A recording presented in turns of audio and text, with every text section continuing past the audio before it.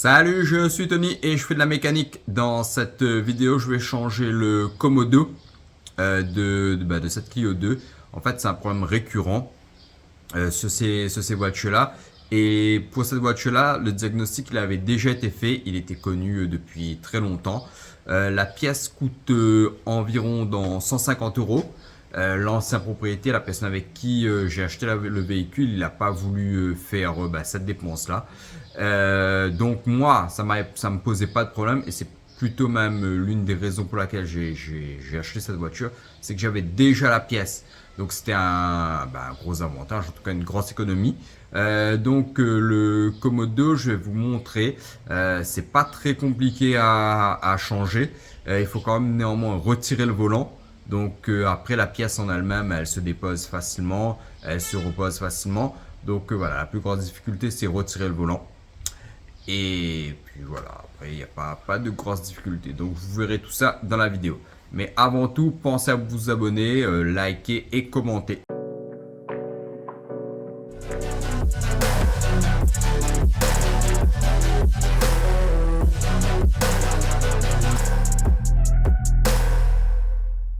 Le premier truc à faire, c'est de débrancher la batterie. Moi, j'ai carrément enlevé. Donc, j'ai déposé la batterie en fait parce que j'avais besoin d'espace et que c'était super sale. Donc, c'était pour le nettoyer aussi. Donc, voilà. Déborner au moins le plus de la batterie.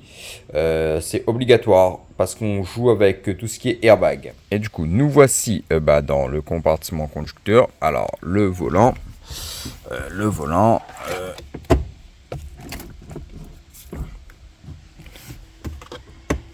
Je vais le baisser un petit peu. Du coup, le Komodo, c'est ça en fait. C'est cette partie-là. Je vais vous montrer la pièce que j'ai déjà de rechange. On va enlever ce cache en haut. Le cache en bas. Bon, là, vous n'avez pas beaucoup de lumière en fait. Je vous disais que vous n'avez pas beaucoup de lumière. Il fait un peu sombre aujourd'hui. Ça va pas être un gros problème parce que déjà pour enlever l'airbag, c'est deux petits crochets en dessous. C'est pas facile, c'est facile d'accès, c'est un petit peu compliqué à enlever. Des fois ça résiste un petit peu parce que c'est deux loquets de pression. Donc une fois qu'on a dégrafé un, toute la pression est sur l'autre côté. Donc c'est le côté le plus dur en fait. Et ensuite ça se débranche. Donc là moi ce que je vais faire c'est que j'ai démonté le cache en haut, le cache en bas. Ça c'est facile, c'est des petites vis en fait. Et puis c'est des caches en plastique, ça vient très facilement. Et je vous reprends par la suite. Donc voilà le cache d'en bas. Les vis, ça c'est la vis du milieu. Donc voilà, qui est plus grande. Et les deux petites vis là, voilà, avec ce petit... Hop, là, vous voyez, hop, avec ça. Et hop, c'est parti, il y a 3 vis. Le cache d'en haut est vissé. Et le cache... non, c'est l'inverse. C'est le cache d'en bas qui est vissé. Et le cache d'en haut, il n'est pas vissé. Il est emboîté dans le cache d'en bas, si vous voulez. Comment, je ne sais pas mieux expliquer ça. Et en fait, vous enlevez le haut, vous enlevez le bas ensuite. Donc voilà, rien de très compliqué. Il y a 3 vis à dévisser. Bon, c'est pas très compliqué. Voilà, je vous ai pris une petite lampe là, vous verrez un petit peu mieux et c'est ça qu'on cherche à enlever, le Komodo. Donc voilà, là, du coup, il y a l'airbag qui est là, ça on va enlever. Il y a derrière une vis, il y a le volant ensuite qu'on va retirer. Et alors, hop, je vais vous mettre là. Là, il y a un crochet, il y a le crochet en inverse et c'est ça qu'il faut enlever. Que moi, en fait, là, voilà, on peut utiliser ses doigts. Si on a beaucoup de force, on soulève en fait. Pour que ça passe le petit languette en plastique, il faut que ça passe derrière et après on pourra faire pareil. Donc là on aura levé le crochet en fait. Et idem pour l'autre, mais comme je vous dis, dès que celui-là il est levé, toute la force est sur l'autre, donc c'est un petit peu plus contraignant. Donc je vous fais ça hors caméra et puis je vous montre ensuite par la suite. Hop là. Voilà, j'ai déboîté l'airbag. Du coup, voilà, autofocus. Donc ça, c'est les c'est relié à deux câbles en fait, dont l'un c'est l'alimentation pour déclencher l'airbag. Donc c'est hyper fragile. on va enlever. Moi, j'utilise un petit tournevis. Bon, voilà, en utilisant un petit tournevis, on arrive à déclipser. Voilà.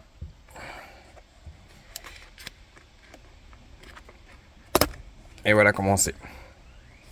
Voilà, tac. Bon, c'est pas très compliqué. C'est une languette qui s'ouvre en fait. Faut pas casser les languettes évidemment. Je fais pareil de l'autre côté. Et voilà. Voilà. Après, il me restera cet écrou là à dévisser pour pouvoir enlever le volant et pour récupérer le Komodo. Donc voilà. Voilà l'airbag commencé. Pour ceux qui n'ont jamais vu un airbag de dos commencé. Et c'est là en fait les crochets. Alors là, je viens vous montrer. C'est là les crochets. Les crochets ils sont pris comme ça. Il faut vraiment les décrocheter un après l'autre. Un petit peu en force en fait. Donc voilà, il n'y a pas de risque. Hein, ça casse pas. Mais il faut bien débrancher la batterie.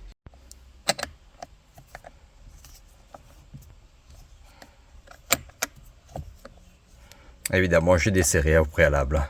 Donc voilà, ah là, c'est une grosse vis. Ça se dévisse facilement.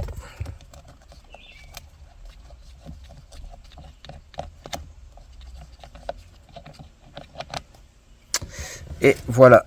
Alors, je sais pas si ça n'a pas été déjà changé au moins une fois, ça, ce Komodo là. Parce que je vois qu'il y a une petite marque au blanco. Voilà.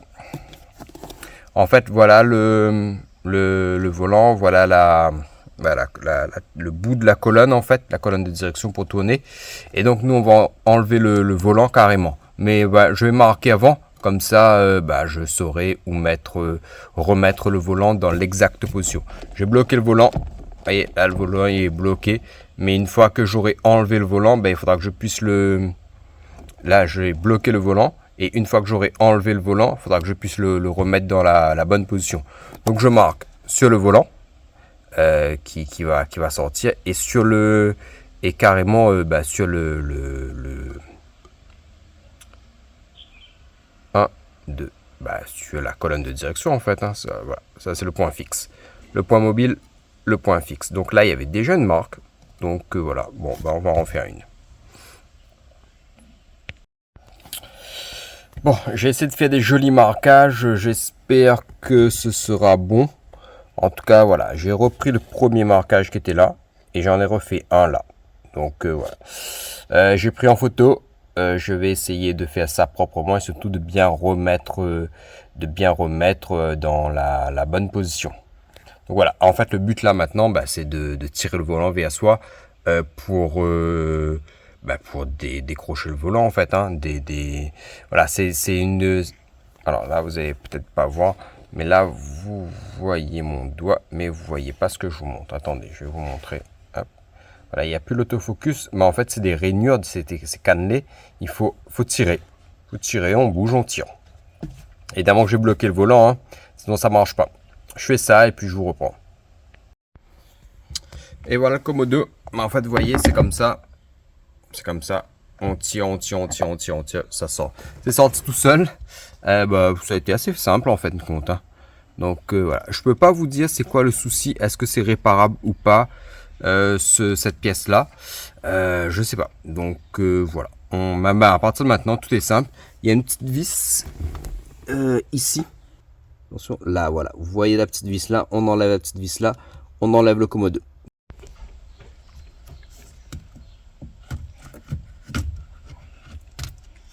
Et voilà le Komodo. Il y avait 3 fiches. J'oublie.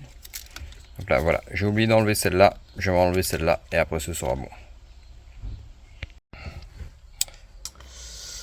Bon, voilà. C'était pas très compliqué de faire cette petite réparation là. Le plus dur, je pense que c'est de déboîter le volant, en fait, d'enlever le volant parce que des fois ça résiste, ça vient pas.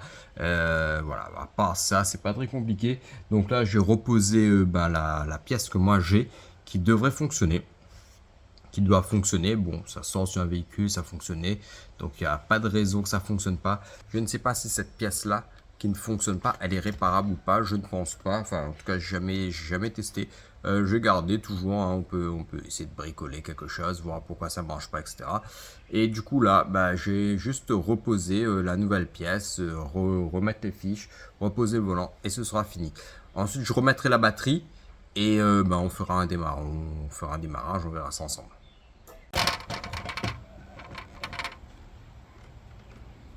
Ouais, du coup, c'est ça qu'on va fixer.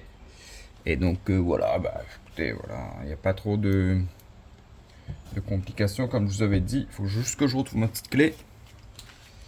Ma petite clé.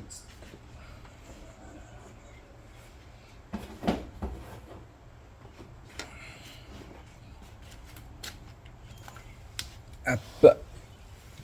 Hop, hop, hop.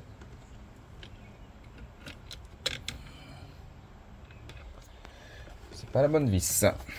Bon, j'ai retrouvé la vis, c'est la bonne vis. Allez, c'est bah, comme je vous ai dit, on refait l'opération inverse. Donc je remets cette petite vis là qui va maintenir le nouveau Komodo.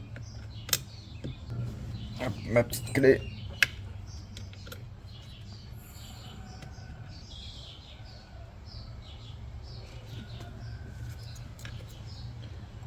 Voilà. On rebranche les câbles. Oui, on rebranche les câbles.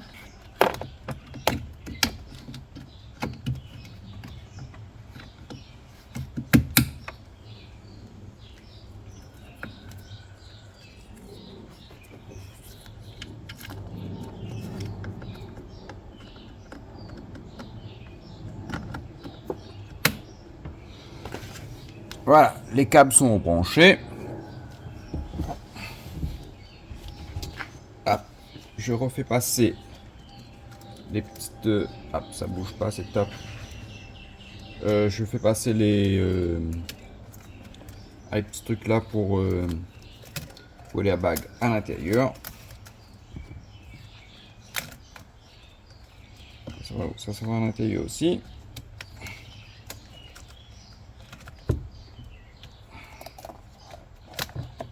Et voilà.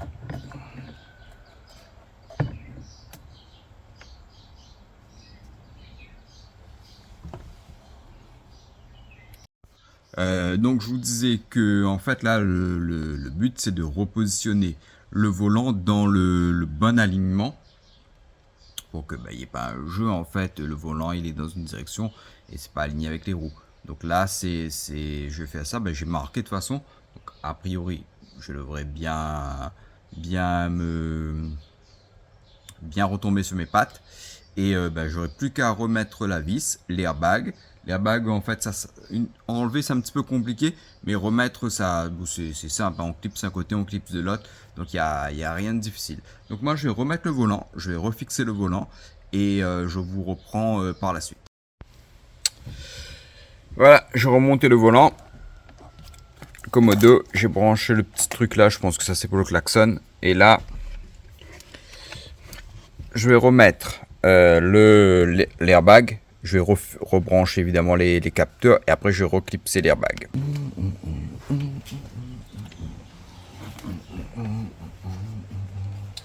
Bon, on y va. On clipse. Je vais commencer par clipser en bas d'abord.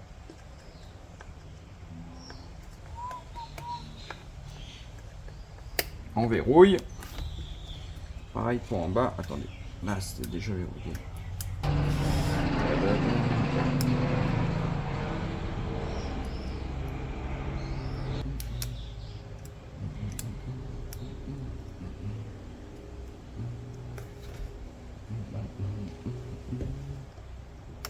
Voilà. Voilà. Clipser et clipser.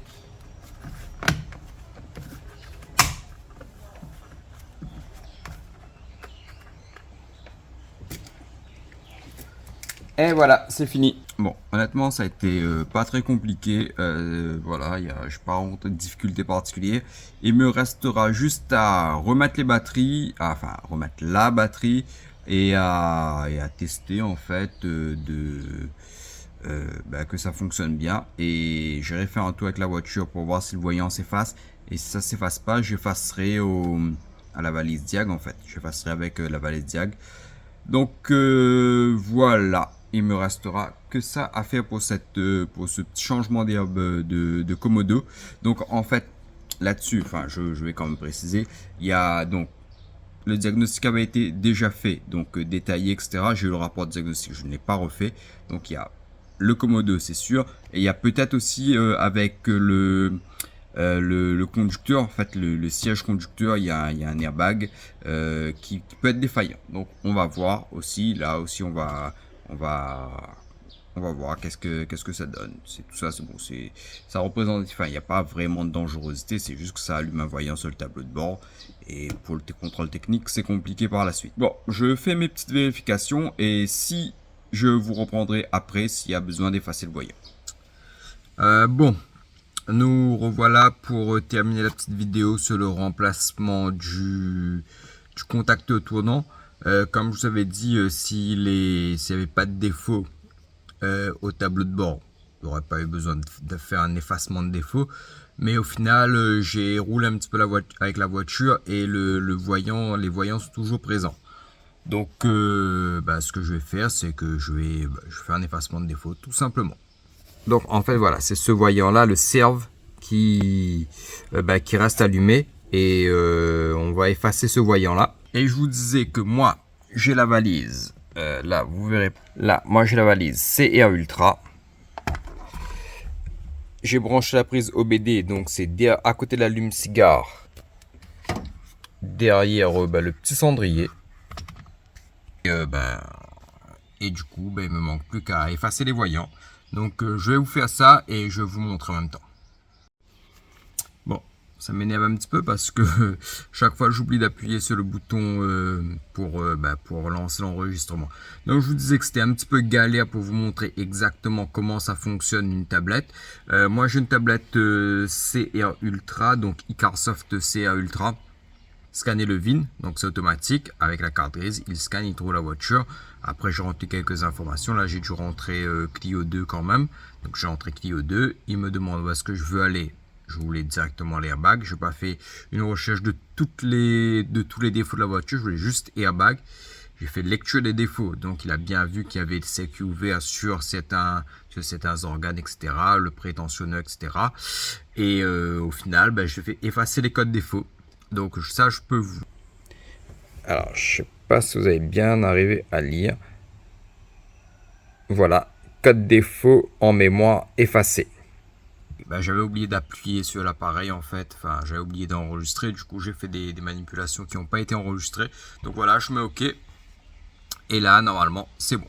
J'éteins, je ferme. Si jamais les défauts reviennent, ça veut dire que souvent, c'est pas forcément que sur le contact tournant, il y a aussi un circuit d'airbag sous les sièges, il faudra vérifier sous les sièges. Donc ça, je n'ai pas encore fait, si jamais ça revient, je ferai.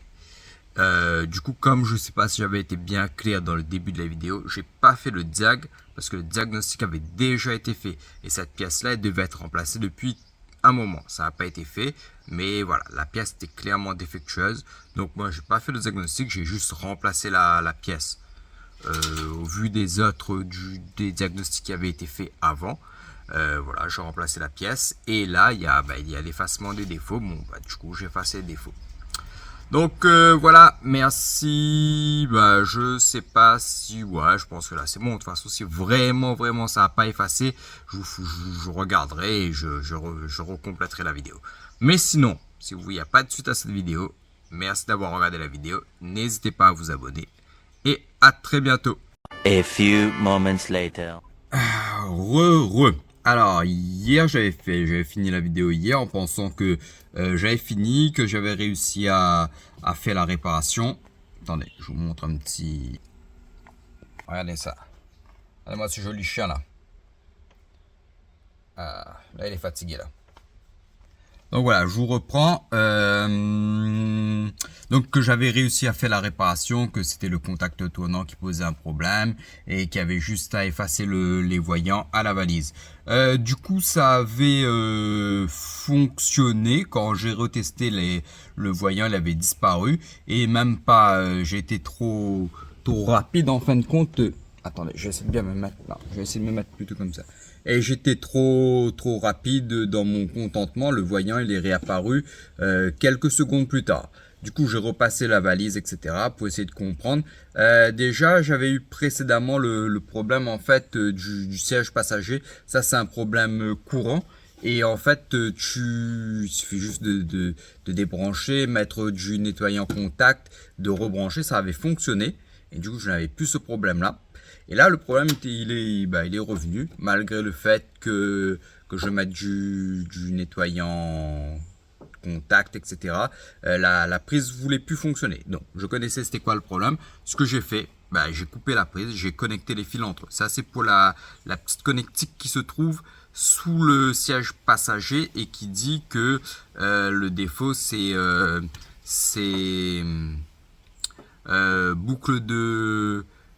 boucle avant circuit ouvert. Donc c'est ça, en général c'est ça, c'est un problème qui est très connu. Donc voilà.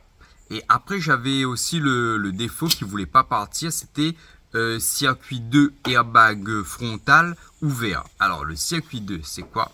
Et ça c'était un vrai sujet, je crois que c'était vraiment le contact tournant qui posait un problème, la nappe et tout. Donc j'ai cherché. Et en fait, je vais vous montrer la pièce qui est en défaut. C'est l'airbag en soi qui est en défaut. Et le contacteur tourne, le circuit 2, c'est la partie orange. Donc voilà. Et en fait, grâce à un forum, en fait, j'ai trouvé vraiment c'était quoi la solution. Du coup, ça c'était l'ancien contacteur tournant qui n'était pas en défaut. J'ai rebranché et j'ai testé l'ancien airbag. Ça avait toujours le même problème à la valise. Ce que j'ai fait, J'avais un peu de chance, j'avais un airbag. Voilà, là il est branché en fait, et il n'est pas clipsé. Et voilà. Et j'avais même pas besoin de valise.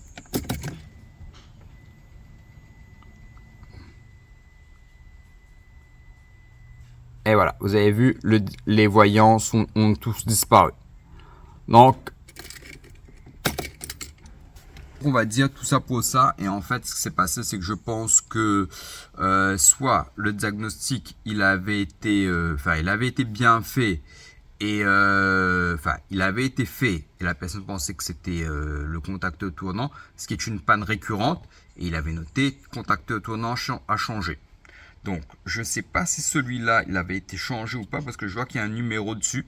Peut-être que l'ancien propriétaire, il a changé le contacteur tournant, la pièce est restée. Le voyant est resté en défaut et il pensait que c'était le contacteur tournant d'occasion qui ne fonctionnait pas. Ça, c'est possible. Ou il n'a pas changé le contacteur tournant, il a laissé comme ça. En tout cas, voilà. Même ça, c'était pas ça le problème. C'est vraiment l'airbag, la pièce. Et ça, il fallait connaître. Il faut une valise de diagnostic pour voir à quel niveau. Et puis, même quand tu as une valise de diagnostic, c'est écrit circuit 2. Ça te dit pas c'est quoi le circuit 2. Donc, forcément, ça peut être le câble. Ça peut être, là c'était la pièce, mais ça pouvait être aussi le câble du contacteur tournant qui était en défaut, etc., etc. Ça peut être beaucoup de choses. Hein. C'est pas parce que tu as un code défaut que c'est forcément tel organe qu'il faut changer. Donc voilà un petit peu pour cette mésaventure là, et ça m'a pris un petit peu de temps pour trouver, mais au final c'est bon. J'ai enfin réussi, ça c'est une chose de faite et c'est obligatoire d'avoir ça pour avoir le contrôle technique. Donc voilà, cette fois-ci, abonnez-vous pour bien suivre les aventures et on se retrouve bientôt.